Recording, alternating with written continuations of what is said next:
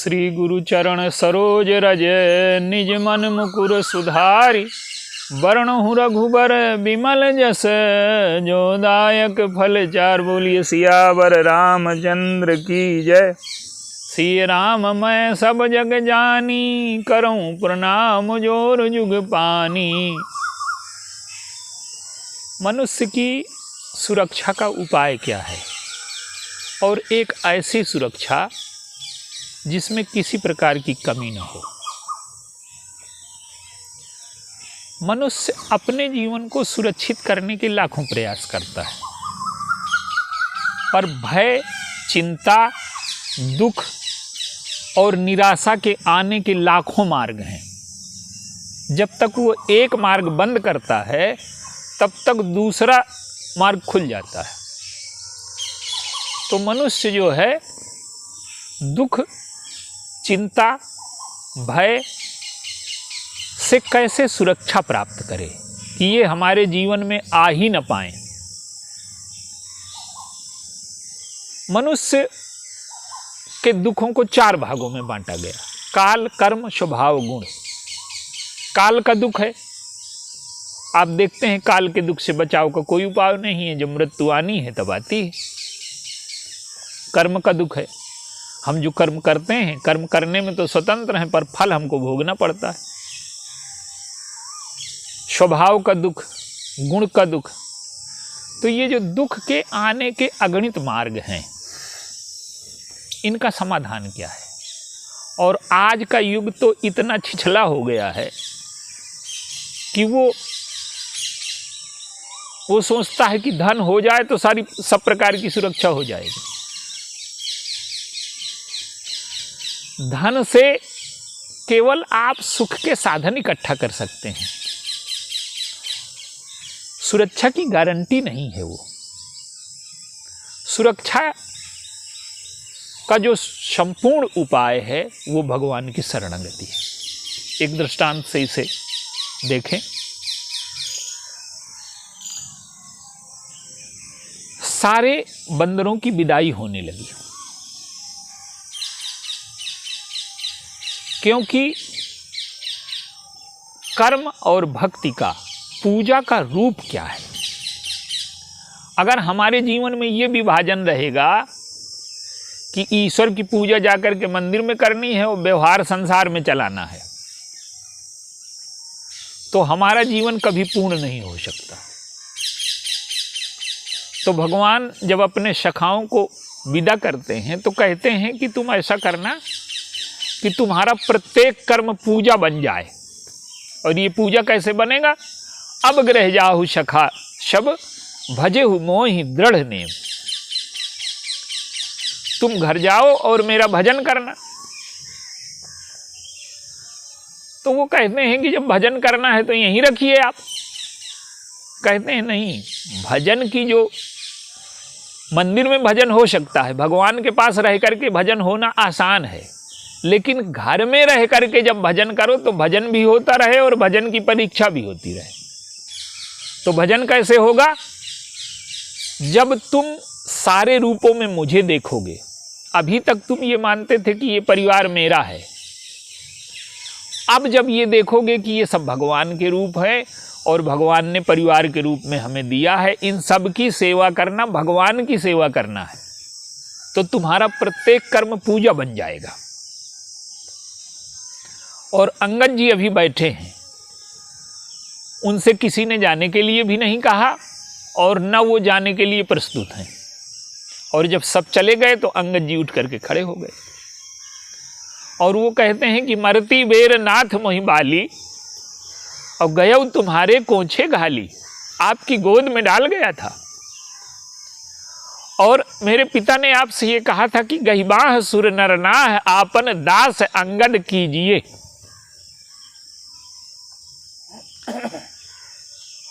मेरे पुत्र को अपना दास बना लेना। लेकिन भगवान बालिका की भाषा समझते हैं, शब्द के अंदर जो भाव होता है वो बड़ा, उसे समझ पाना बड़ा कठिन है। बालिका अंतर्भाव क्या था? बालिका अंतर्भाव ये था कि मेरी मृत्यु के बाद सुग्रीव किसी न किसी रूप में हमारे परिवार को हानि पहुंचाने की कोशिश करेगा। क्यों? कि मेरे द्वारा जो सुग्रीव को कष्ट मिले हैं उन्हें भुला पाना सुग्रीव के लिए असंभव है, और उसका जब बदला लेने के लिए प्रयास करेगा तो अंगद ही उसके केंद्र बिंदु होंगे। और ये मनोभाव अंगद का भी है। जब बंदरों की खोज में गए, जब सीता जी की खोज में सारे बंदर गए, तो अंगद कहते हैं कि बाली बधे पर मारत मोही और राखा राम निहोर न ओही। बाली के वध के बाद सुग्रीव मुझे मार डालता, पर वो तो भगवान की कृपा है कि उन्होंने मुझे बचा लिया। अब देखिए, अंगद को युवराज बना दिया तो अंगद के मन में न्यायप्रियता की छाप पड़ी, और जब दूत बना करके भेजा तो भगवान के प्रति आस्था दृढ़ हो गई। लेकिन अंगद के मन में अभी ईश्वर का सर्वव्यापक रूप नहीं आया, और ईश्वर के सर्वव्यापक रूप को अगर हम समझ लें और हमारे जीवन में वो रूप प्रकट हो जाए तो हमें सब प्रकार की सुरक्षा हमेशा के लिए मिल जाएगी।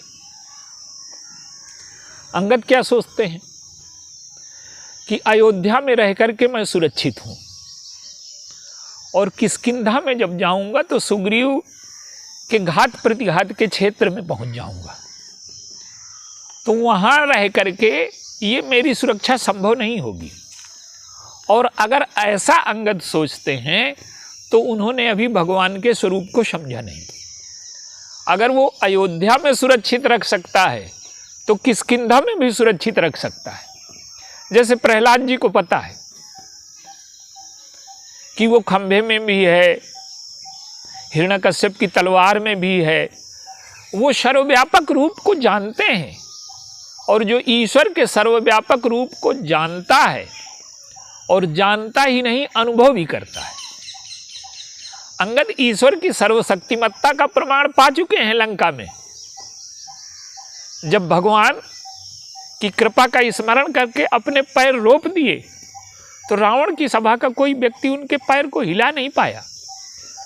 तो ये जो शक्ति है ईश्वर की थी, तो ईश्वर की शक्ति का तो प्रमाण उनके जीवन में उपलब्ध है, उसकी अनुभूति भी है उन्हें, पर ईश्वर की सर्वव्यापक रूप की अनुभूति उन्हें नहीं है।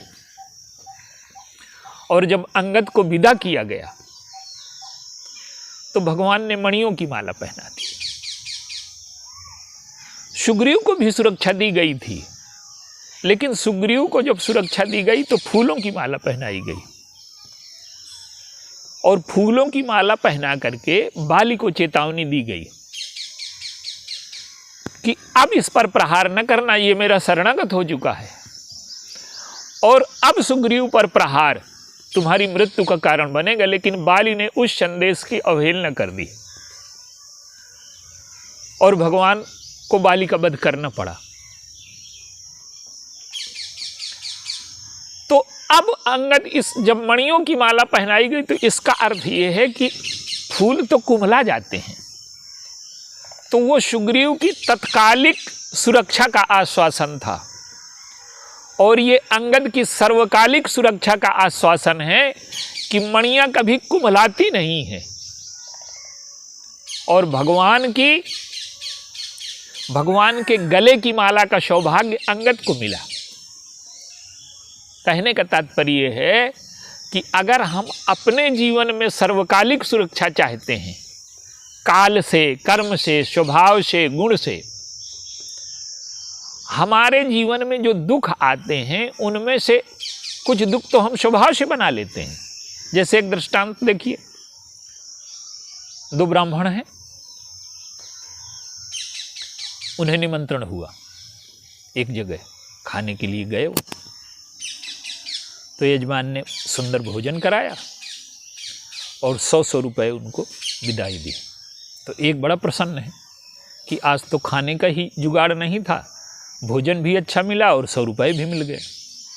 और दूसरा दुखी है, कहता है कि मुझे तो उम्मीद 500 की थी।